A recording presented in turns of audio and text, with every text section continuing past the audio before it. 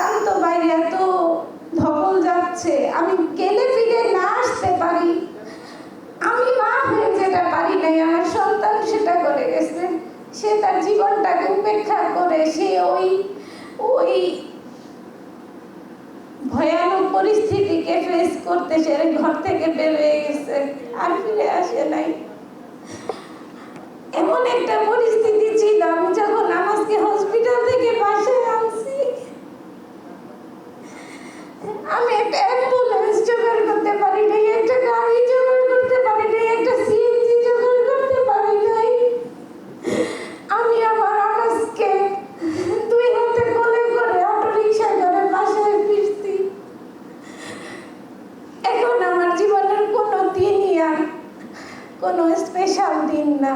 আমার জীবনের প্রত্যেকটা দিনই আমার সন্তান নাই সে হাহাকারের দিন। তবু আমি আমার দেশটাকে ভালোবাসি, কারণ আমার সন্তান আমার দেশকে ভালোবেসে জীবন দিয়েছিল এবং সেই ইনসাফ ভিত্তিক রাষ্ট্র গঠনের জন্য। যেমন কোটা সংস্কার আন্দোলন যখন শুরু হয়, আনাস 10ম শ্রেণীর বিজ্ঞান বিভাগের ছাত্র ছিল, স্বপ্ন ছিল ও ইঞ্জিনিয়ার হবে। জুলাই আগস্ট 36 জুলাইয়ের সময়টা আনাসের পড়ায় মন বসতো না। আপনারা সবাই আনাসের চিঠি দেখেছেন। আনাসের শহীদ হওয়ার প্রায় 20-22 দিন পরে আনাসের রসায়ন খাতায় আমরা 5 পৃষ্ঠার একটা বিবৃতি দেখেছি। সেটা আনাস থাকতে না, আনাস শহীদ হওয়ার প্রায় 20-22 দিন পর। সেখানে লেখা ছিল সমসাময়িক সেই অবস্থার প্রত্যেকটা রূপরেখা।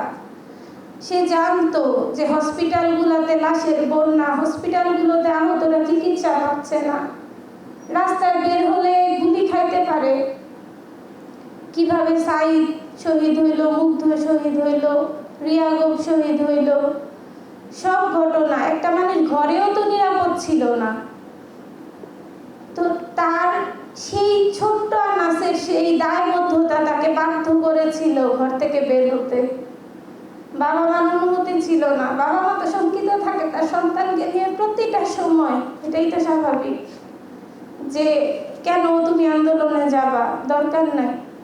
তো যখন সে তার বাবা মাকে বুঝাতে সক্ষম হয়নি, তখনই সে একটা চিঠি লিখে বেরিয়ে গেছে ঘুমন্ত বাবা মাকে ঘরে রেখে। সেই চিঠিতে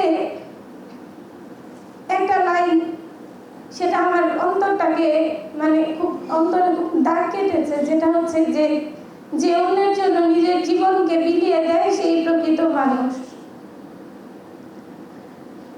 আর স্বার্থপরের মতো ঘরে বসে না থেকে সংগ্রামে নেমে গুলি খেয়ে বীরের মতো মৃত্যু অধিক শ্রেষ্ঠ। এটা বলার উদ্দেশ্য কি, যে আমি আমার জায়গা থেকে প্রতিবাদ করেছি, আমি আমার জায়গা থেকে চেষ্টা করেছি। আমাদের প্রত্যেকের উচিত যে আমাদের জায়গা থেকে চেষ্টা করা।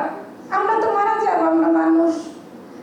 তো আমরা যদি আমাদের ছোটখাটো কোনো কর্মকাণ্ডের মাধ্যমে আমাদের দেশকে বড় কিছু দিয়ে যেতে পারি এবং আমাদের আগামী প্রজন্ম যদি সেই সুফল